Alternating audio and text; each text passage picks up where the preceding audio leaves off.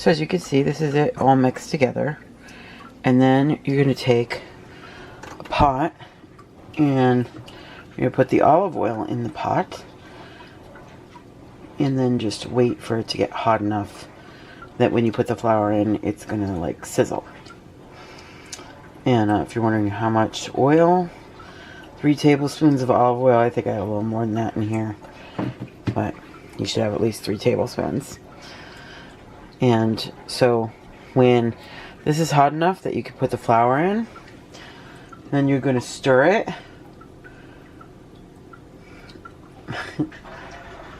And blah, blah, blah. Yeah, I know. My brain just fell out for a minute. Sorry, guys. You're going to stir it or whisk it. And then until it's like deepened in color. So just about 1 minute. And then you're going to whisk the tomato paste in. And you want 2 tablespoons of tomato paste. So you're going to want to have this like ready and open for you to like get out. Okay? As you can see, it's nice and darkened and thickened.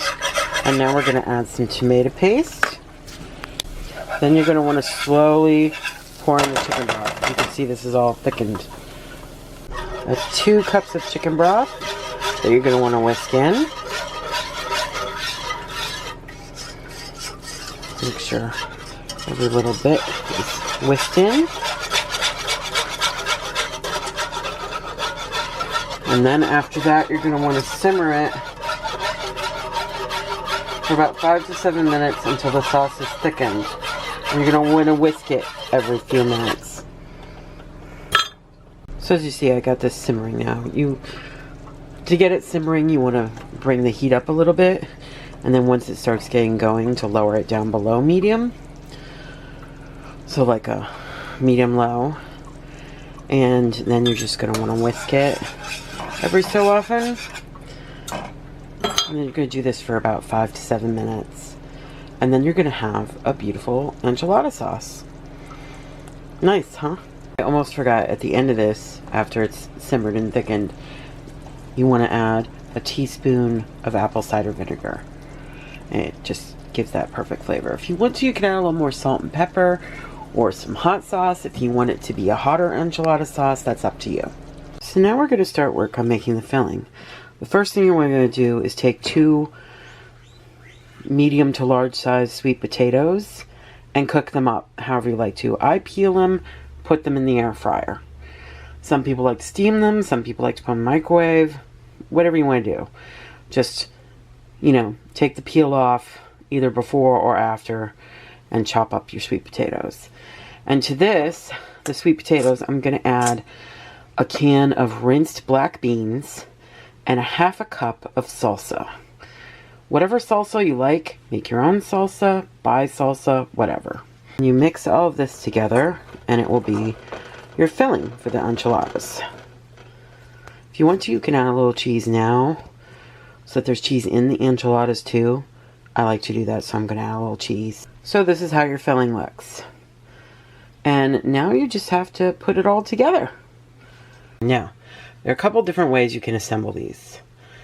So, I like to use taco-sized tortillas, and I like flour. If you like corn, use corn, whatever you like.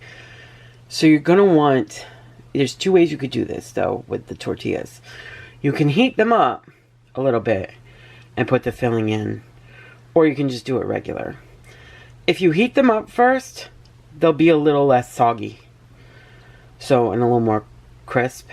I'm not going to bother with that today myself, but because I don't think it makes that big of a difference, but some people feel it does.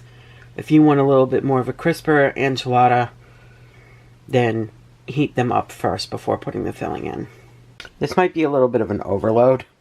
That's probably a little too much filling, but then you just roll it up and you place it in the dish that you're going to use, which will be sprayed with Pam to keep it from sticking. And you want the seam side down. Just like that, seam side down, and then you keep making them. So here they are.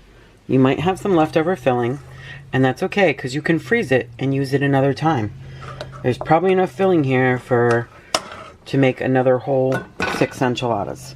So, We only eat about 2 each, usually. And I'm actually going to have some red cabbage coleslaw on the side with this.